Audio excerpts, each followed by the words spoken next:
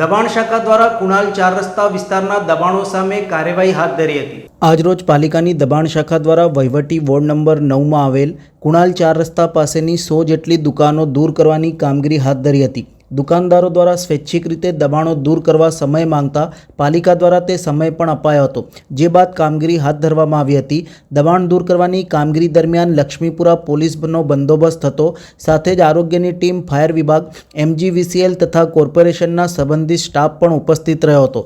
સમગ્ર કામગીરી સંદર્ભે દબાણ અધિકારી મંગેશ જયસ્વાલ તથા લક્ષ્મીપુરા પોલીસ મથકના અધિકારીએ માહિતી આપી હતી। કોર્પોરેશનના અધિકારી અને આમના જે પથારાવાળાના લોકલ લીડર્સ હતા એ બંને ઉપલબ્ધ હતા અને કોર્પોરેશનના અધિકારી સાથે ચર્ચા કરી, એમના લોકલ જે લીડર્સ હતા એમની સાથે ચર્ચા કરી, તો એ બંનેના મ્યુચ્યુઅલ અન્ડરસ્ટેન્ડિંગમાં એવું બહાર આવ્યું છે કે 24-48 કલાકનું એ પથારાવાળાને ટાઈમ આપવામાં આવે અને કોર્પોરેશન અધિકારી પણ એ બાબતે કન્વિન્સ થયા છે। તો એ એમના જ્યુરિડિક્શનમાં જે રીતે અનુકૂળ હશે એ રીતે એને ટાઈમિંગ આપશે।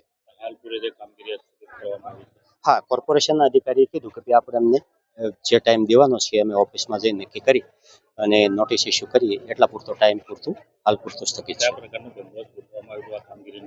પોલીસ બંદોબસ્ત તો પૂરતો રાખવામાં આવ્યો હતો। લક્ષ્મીપુરા પોલીસ સ્ટેશન, ગોરવા અને જવાહરનગર પોલીસ સ્ટેશનની 4 ને 2 6 ટીમો રાખવામાં આવેલી હતી, પણ પોલીસ એક્સરસાઇઝ કરવાની કંઈ જરૂરિયાત નથી। વિસ્તારમાં વહીવટી વોર્ડ 9 કુણાલ 4 રસ્તા પાસે જે માર્કેટ લાગતું હતું એનું ટેકનિકલ વિભાગે અને એની સક્ષમ મંજૂરી લઈ અને વહેલી સવારથી આ કામગીરી માટે સ્થળ પર આવવામાં આવ્યા હતા લક્ષ્મીપુરા પોલીસ સ્ટેશનના બંદોબસ્ત સાથે અને વિવિધ વિભાગો સાથે, અને તેઓની માગણી પ્રમાણે 1 કલાક ઉપરાંતનો સમય, લગભગ 3.5 થી 4 કલાકનો સમય પણ એમને આપવામાં આવ્યો હતો ખાલી કરવાનો, અને હાલ એ ડિમોલિશનની કામગીરી ચાલુ છે।